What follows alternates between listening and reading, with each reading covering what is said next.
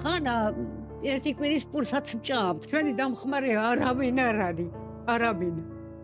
თქვენია რომ აი ამ ვაჟი ცხოვრობთ ესეთი უბედური ქვახში და საკათმელში. კედლები იშლება, მეშინია რომ მიწის რო არ იყოს და არ დაგვიტანოს რა.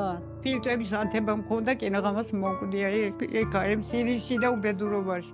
თვალიდან ვეღარ ვხედა, მერე თვალი დამწარი მაქვს და მეორე თვალი ბუნდონაკ რა. ადამიანს ვერ ავჩენო. მაგრამ მეტი უბედურობა აღარ გამიგია. ფეხები რო არ მქონდეთ მართლა ისევ არ გამწარებული მიჩემნიან.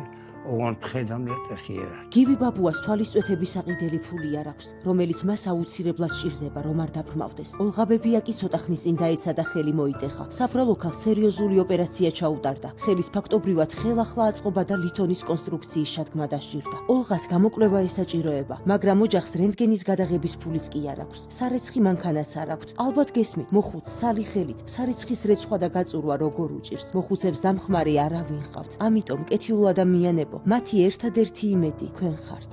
გადარიცხეთ ნებისმიერი თანხა ჩერნოვეცკის ფონდის ოფიციალური საიტის მეშვეობით.